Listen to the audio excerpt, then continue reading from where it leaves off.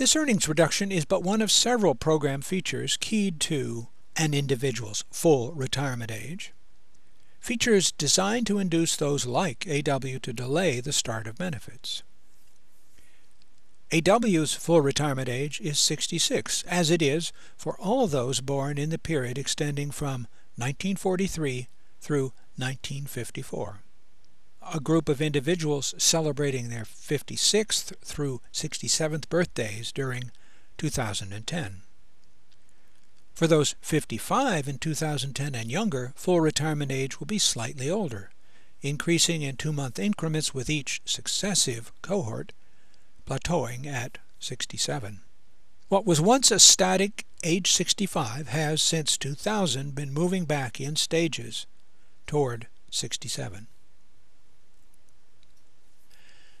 That brings us to the third question that we need to explore with the help of AW. This question assumes that AW has financial resources that would allow putting off Social Security past 62.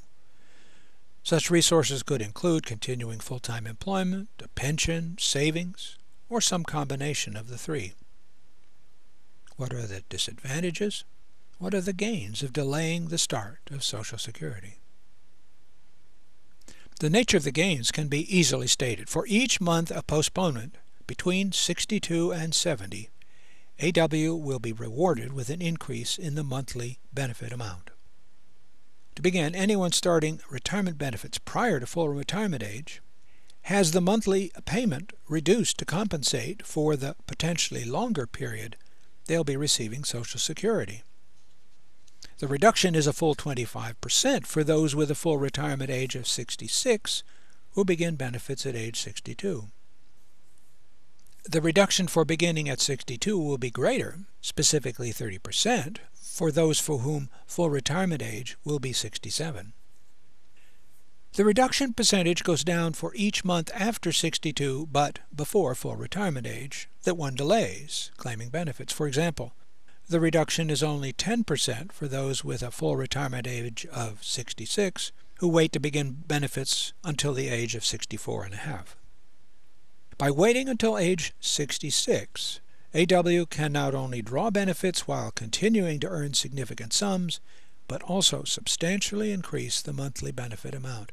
What would have been $1,150 per month had benefits been begun at 62 becomes $1,533 or $18,400 per year.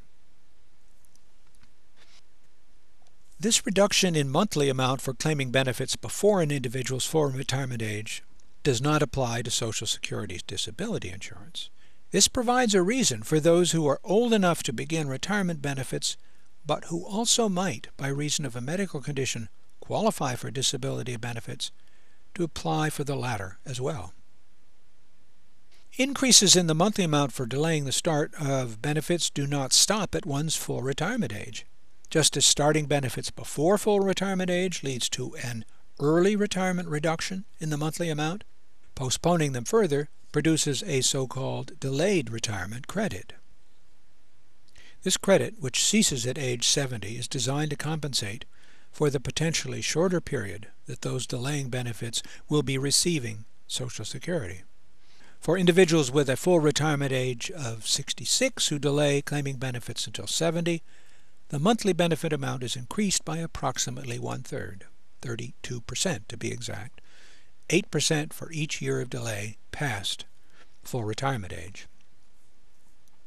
To summarize using AW's numbers, if AW begins Social Security retirement benefits at age 62, their annual amount will be $13,800, subject to reduction if they're continuing earnings. If AW begins benefits at age 66, the annual amount will be $18,400, and it will be unaffected by continuing earnings. If AW delays benefits until 70, their amount will be $24,288. Whenever benefits are begun, cost of living adjustments from 2010 forward will apply to the resulting amount. Delaying benefits while continuing employment may provide AW a second, usually far less important, source of benefit increase. Assuming continued employment at AW's recent level of compensation, additional years will displace years with lower earnings that would otherwise go into the benefit computation. To understand how that works requires digging a bit deeper into the benefit computation formula. The connection between an earnings record and monthly benefit amount is in one sense fixed at age 62. For all those turning 62 in a given year, years of past earnings are indexed to reflect changes in national average earnings up to the year before last. For AW and others who will be 62 in 2010, the base year is 2008. Recall that AW had covered earnings of $7,600 in 1974, $15,800 in 1984, $24,000 in 1994, and so on, indexed in relation to national average earnings levels. Using 2008 as the base, these historic sums become much larger. $39,117.96, for example, for 1974, $39,608.80 for 1979, $40,476.44 for 1984, and so forth. AW's benefits will be calculated from his or her 35 best years after indexing, while AW's 2009 earnings and thereafter will not be indexed. AW's recent earnings are significantly more than some of the indexed figures for earlier years.